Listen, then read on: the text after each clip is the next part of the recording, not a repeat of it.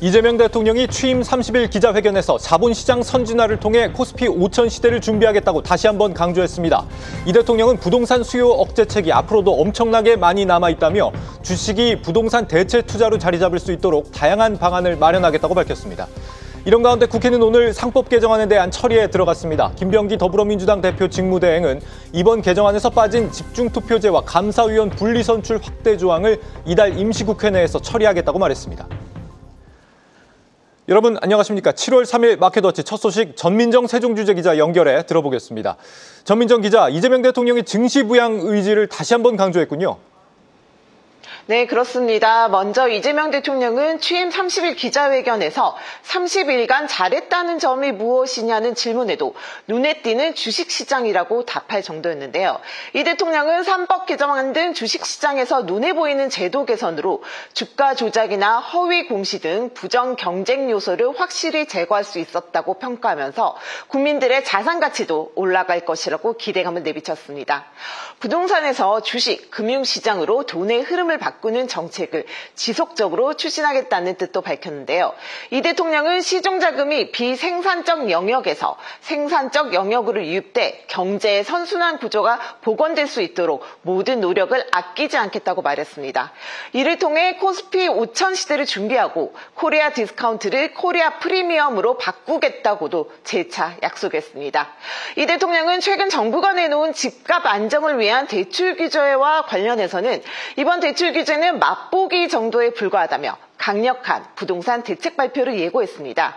부동산 수요 억제책이나 공급 확대책 등 대책이 많이 남았고 공급 확대도 기존 택지나 기존 부지를 활용할 수 있는 방안이 많다는 겁니다. 또 민생회복 지원금과 관련해서는 소비 진작 효과뿐 아니라 소득 재분배 효과도 크다고 강조했는데요. 다만 추가 지급 가능성에 대해선 재정 상황이 녹록치 않아 그때 가서 봐야 한다며 신중한 입장을 보였습니다. 네, 이 코스피 5천 달성의 초석이라고 할 수 있는 상법 개정안이 오늘 국회 본회의 통과를 앞두고 있죠? 네, 그렇습니다. 상법 개정안이 오늘 오전 법사위 전체 회의를 통과했고요. 오후에 본회의에 상정되는데 여야가 이미 합의를 이룬 만큼 통과는 유력한 상황입니다. 이번 개정안의 핵심은 소액주주 권한을 강화한다는 건데요. 이사의 충실 의무 대상을 기존 회사에서 회사 및 주주로 확대하는 내용이 포함됐고요. 사회이사 명칭을 독립이사로 바꿔 독립적 지위를 강화하고 전자주주총회 도입을 의무화하는 내용도 담고 있습니다. 이는 더불어민주당 주도로 국회를 통과했다가 한덕수 대통령 권한대행의 거부권 행사로 폐기된 기존 개정안에 포함된 조항들이고요. 이번에 쟁점이 됐던 이번에는 3% 룰이 새로 추가됐습니다. 현행 상법은 사내이사인 감사위원을 선출할 때 최대 주주와 특수관계인의 지분을 합산해 3%를 초과하는 지분에 대해선 의결을 제한하고 있는데요. 앞으로는 사내, 사회이사를 가리지 않고 3% 룰이 적용되는 겁니다. 이사의 충실 의무 확대는 법 공포 즉시 시행되고요.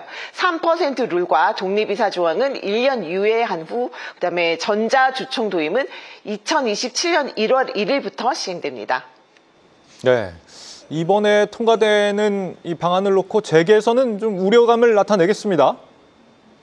네, 그렇습니다. 경영계는 상법 개정안이 통과되면 경영 불확실성이 커져 안정적인 기업 활동이 위협받을 수 있다며 강한 위기감을 드러냈는데요. 특히 3% 룰이 시행되면 외국계 기관 투자자나 헤지펀드 등 투기 자본이 지분 쪼개기를 통해서 감사위원 선임에 영향력을 행사할 수 있게 돼 기업 내부 정보에 과도하게 접근하고 경영 간섭이 커질 수 있다고 보고 있습니다. 또 재계로서는 앞으로도 산 넘어 산인데요. 민주당은 이번에 국민의힘 반대로 여야 합의가 불발된 집중투표제, 감사위원 분리선출 확대 등의 조항도 공청회를 통해 의견을 수렴한 후 7월 임시국회 내 처리한다는 방침인데요. 이러한 움직임은 주주권 보호를 위한 취지지만 대주주나 경영진이 지나치게 주주의 눈치를 보게 돼 장기 투자나 구조조정, 인수합병 등 전략적 판단을 신속하게 내리기 어려워질 것이라는 전망이 나옵니다. 회사를 위해 내린 결정을 두고 소액 주주들이 주가 하락 등이 우려된다면서 배임죄, 소송을 남발할 수 있기 때문인데요. 상법 개정안 시행으로 기업들이 배임죄 적용을 우려하고 있는 만큼 이를 완화하는 방안에 대한 여야 간 논의도 이어질 것으로 보입니다.